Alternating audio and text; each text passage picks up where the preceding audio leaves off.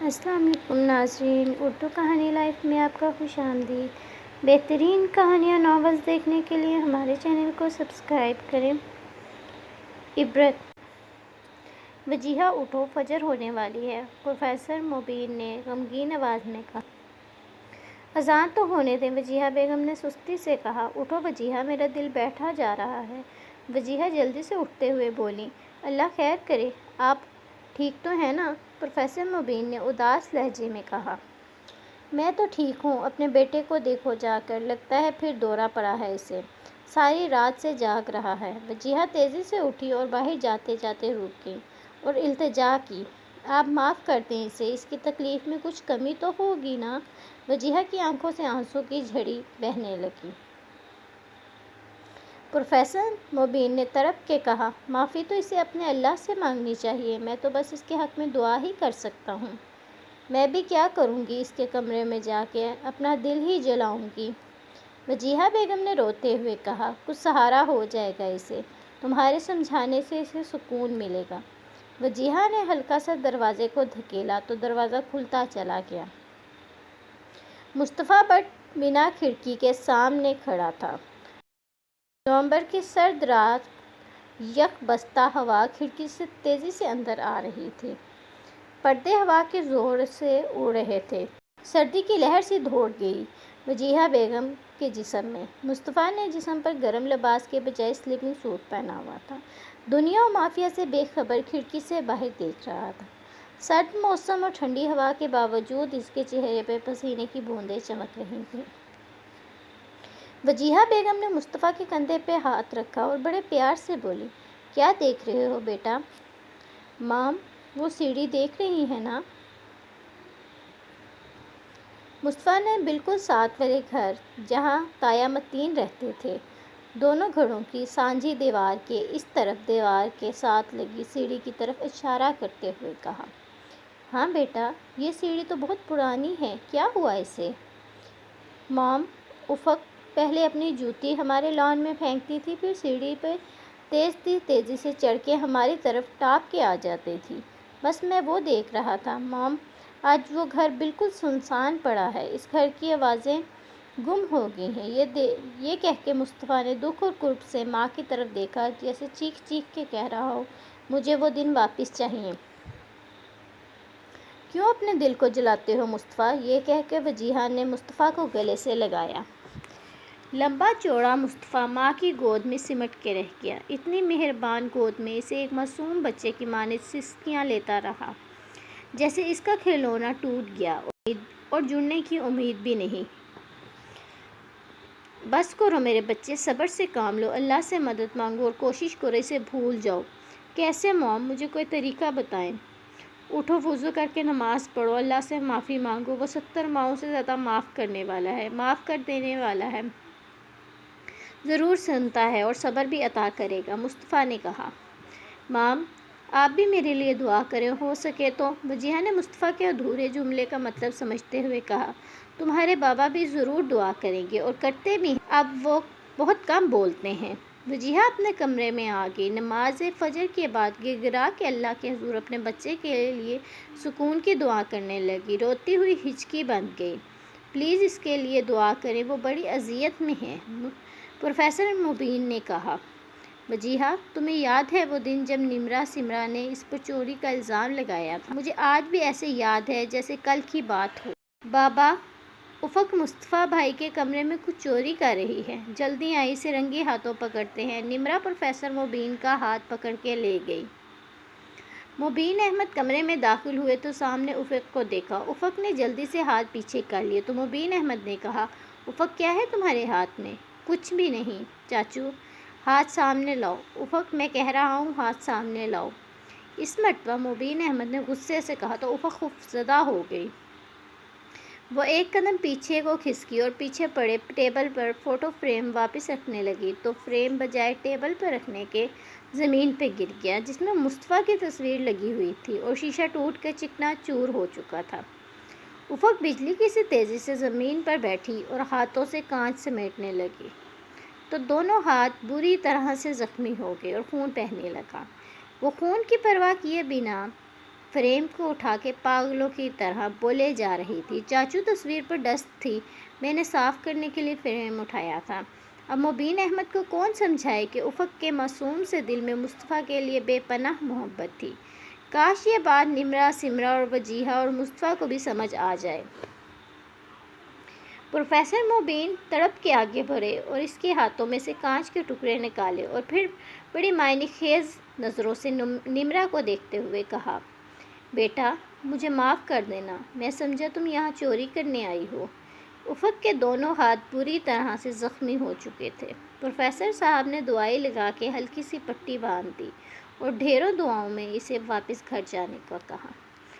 افق نے واپس جاتے ہوئے مڑ کے مصطفیٰ کی فوٹو فریم کو دیکھا اور روتی ہوئی واپس گھر چلی گئی۔ تو نمرہ، بیٹا دیکھا آپ نے افق کیا چوری کر رہی تھی؟ پروفیسر مبین نے بیٹی کو طنز کرتے ہوئے کہا۔ وجیہہ بیگم جب افق پر چوری کا الزام لگایا تھا اس وقت اس کی عمر صرف 13 برس تھی اور مصطفیٰ 24 برس کا تھا۔ وہ بچپن سے ہی مصطفیٰ کو چاہنے لگی تھی۔ اپنے زخمی ہاتھوں کی تکلیف نہیں تھی اسے، دکھ تھا تو یہ کہ فریم ٹوٹ گیا یا وہ دوبارہ یہ فوٹو دیکھنے نہیں پائے گی۔ جب پروفیسر مبین پچھلی بات وجیہہ کو یاد کرا رہے تھے تو اس وقت مصطفیٰ دروازے کے پاس کھڑا ساری بات سن رہا تھا۔ پچھلے کئی سالوں سے اپنے اندر قوت پیدا کر رہا تھا کہ آج بابا کے پاؤں میں گر کے معافی مانگوں گا۔ دروازے پہ پہنچ کر ہمت جواب دے جاتی اور واپس کمرے میں لوٹ آتا تھا۔ آج بھی اسی نیت سے آیا اور مبین احمد پرانے قصے پر وجیہہ سے بات کر رہے تھے۔ مصطفیٰ دروازے سے واپس لوٹ گیا اور اپنے کمرے میں بیڈ کے ساتھ ٹیک لگا کر بیٹھ گیا اور اس قصے کو پھر سے یاد کرتے ہوئے سسک پڑا۔ بھائی آپ کا فوٹو فریم افق نے توڑ پھوڑ دیا۔ مصطفیٰ یونیورسٹی سے جیسے ہی کمرے میں آیا، نمرہ سمرہ دونوں نے شکایت لگاتے ہوئے کہا، کیسے توڑ دیا؟ سب کہاں تھے؟ تم دونوں نے منع نہیں کیا اسے؟ بھائی ہمیں پتہ ہی نہیں کب وہ آپ کے کمرے میں گھس گئی۔ ابھی اگر میں نہ شور مچاتی تو پتہ نہیں کیا کیا نقصان کر جاتی۔ مجھے سمجھ نہیں آتا یہ لڑکی میرے پیچھے کیوں پڑی ہے؟ مصطفیٰ نے انتہائی غصے سے کہا۔ اب اگر میرے سامنے آئی تو لگا دو اسے۔ اب یہ میرے کمرے میں آئی تو میں تم دونوں کی صحیح خبر لوں گا، مصطفیٰ نے دونوں بہنوں کو وارن کرتے ہوئے کہا۔ کھانا تو کھانے دیتی بیچارے کو، آتے ساتھ ہی بھڑکا دیا اسے۔ وجیہہ نے دونوں کو ڈانٹا اور مصطفیٰ کے کمرے میں چل پڑی۔ مصطفیٰ غصے سے لال پیلا تھا۔ اس کی فوٹو ٹیبل پر سے غائب تھی۔ مصطفیٰ نے پچھلے ہفتے اسے فریم کروایا تھا۔ اس کی فوٹو تھی ہی بہت خوبصورت، ہر کسی کی توجہ اپنی طرف مبذول کرانے کے لیے کافی تھی۔ اب خالی ٹیبل اسے منہ چڑھا رہا تھا، نہیں چھوڑوں گا اسے، منہ میں بڑبڑا رہا تھا۔ مصطفیٰ بیٹا کھانا کھا لو، میں ڈرائیور کو بھیج کر دوبارہ فریم کروا دوں گی، تم فکر مت کرو۔ غصہ تو میرا تب ختم ہوگا جب میں لگا دوں گا اسے دو چار۔ ایسا بابا کے سامنے مت بولنا، اکلوتی بھتیجی ہے ان کی۔ کیوں نہ بولوں؟ بابا نے سر پہ نہ چڑھایا ہوتا تو اتنی ہمت نہ ہوتی ہمارے گھر آنے کی۔ متین مبین کے چھوٹے بھائی تھے، دونوں بھائیوں کے گھر ساتھ ساتھ تھے، دونوں گھروں کے درمیان ایک چھوٹی سی دیوار تھی۔ افق متین صاحب کی اکلوتی بیٹی تھی، جبکہ مبین کے 3 بچے، ایک بیٹا اور 2 بیٹیاں شامل تھے۔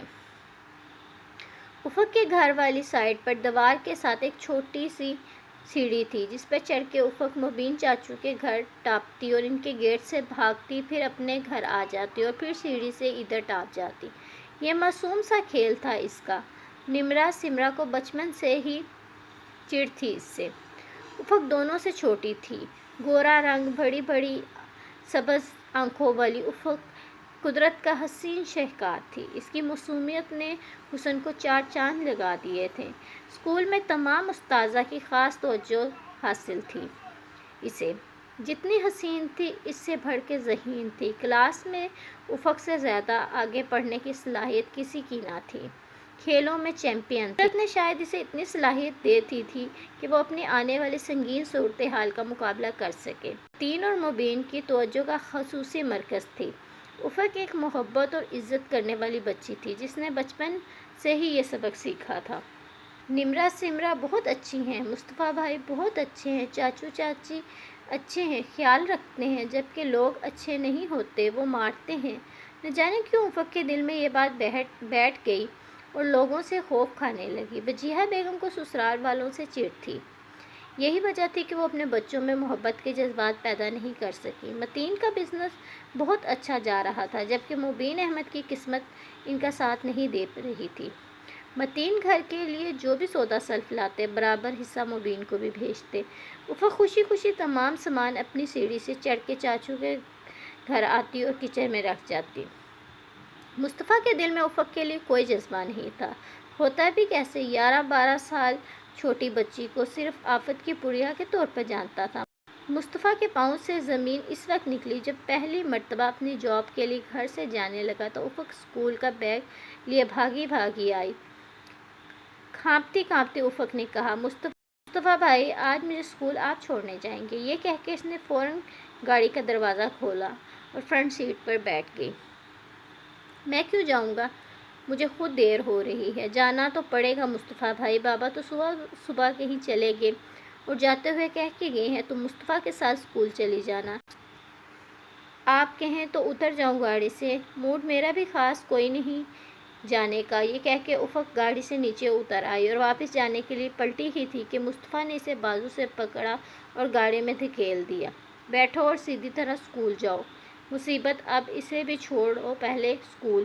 مصطفیٰ بڑبڑاتے ہوئے ڈرائیو کرنے لگا۔ مصطفیٰ بھائی، اب تو ساری زندگی یہ مصیبت آپ کے ساتھ ساتھ رہے گی، کیا مطلب ہے تمہارا؟ روز میں چھوڑنے جایا کروں گا، مصطفیٰ نے تقریباً چیختے ہوئے کہا۔ نہیں، شادی کے بعد تو ساتھ ساتھ رہیں گے نا، افق نے بڑی معصومیت سے جواب دیا۔ کس کی شادی کے بعد افق؟ مصطفیٰ بھائی، میری اور آپ کی شادی کے بعد۔ مصطفیٰ نے جھٹ سے بریک لگائی اور افق کا سر سیدھا ڈیش بورڈ سے جا لگا اور کھا جانے والی نظروں سے افق کو دیکھتے ہوئے کہا، کیا بکواس کر رہی ہو؟ افق سر پر چوٹ لگنے سے زاروں کرتار روتی ہوئی معصومیت سے بولی، تو اور کس سے کروں گی شادی؟ بابا اور ماما کہتے ہیں لوگ برے ہوتے ہیں، شادی اپنوں میں ہی ہونی چاہیے۔ افق، وہ کسی اور کی بات کر رہے ہوں گے، میرا دماغ معاف کر دیا ہے تم نے۔ تم اپنا دھیان پڑھائی پر دو، ابھی تمہارا وقت نہیں آیا شادی کا۔ افق نے ایک نہ سنی مصطفیٰ کی اور سارا راستہ تکلیف سے روتی رہی۔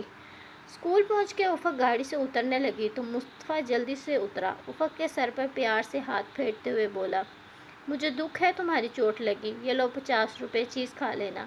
افق نے خوشی خوشی 50 روپے ہاتھوں میں پکڑے اور گیٹ سے اندر بھاگتی چلی گئی۔ متین احمد نے مصطفیٰ کے لیے اپائنٹمنٹ لے کر آج وقت پر پہنچنے کی تاکید کی تھی۔ ایک ملٹی نیشنل کمپنی کے فائنانس مینیجر کی ضرورت تھی۔ متین احمد نے مصطفیٰ کو اس سیٹ کے لیے موزوں سمجھا۔ مصطفیٰ کو بھی جاب کی تلاش تو تھی، لہٰذا وقت مقررہ پر پہنچ کے اپنا پہلا دن خوش اسلوبی سے نبھایا۔ جاب مصطفیٰ کے مزاج کے مطابق ہی رہی، صبح 9 سے 5 بجے تک۔ باقی کا ٹائم وہ کچھ مختلف کورسز کرنے کا سوچ رہا تھا جو آگے جا کے اس کے لیے معاون ثابت ہو سکتے تھے۔ شام کو چھٹی کے بعد گھر آتے ہوئے راستے میں مصطفیٰ کو ایک دم سے افق کی بات یاد آ گئی۔ مصطفیٰ بھائی، میری اور آپ کی شادی ہوگی، لوگ اچھے نہیں ہوتے، اسی لیے میری اور آپ کی۔ مصطفیٰ کو پہلے غصہ آیا اور پھر مسکرا اٹھا۔ کتنی معصوم ہے، اتنی بڑی بات کو کیسے آسانی سے کہہ گئی، پاگل! اتنا نہیں معلوم اسے کہ شادی کے لیے مناسب عمر ہوتی ہے۔ انہی سوچوں میں مصطفیٰ گھر پہنچا۔ ابھی گیٹ تک آیا ہی تھا کہ کسی نے اندر سے ہی گیٹ کھول دیا۔ گیٹ کے پیچھے افق کھڑی مسکرا رہی تھی۔ گاڑی کے اندر آتے ہی افق نے تیزی سے گیٹ بند کیا۔ مصطفیٰ سلام کر کے بھاگتی گیٹ سے باہر نکل گئی۔ ابھی مصطفیٰ گاڑی کو لاک کر ہی رہا تھا کہ وہ اپنے گھر سے سیڑھی پر چڑھ کے مصطفیٰ کو آواز دے ڈالی اور بولی، مصطفیٰ بھائی، کیچ!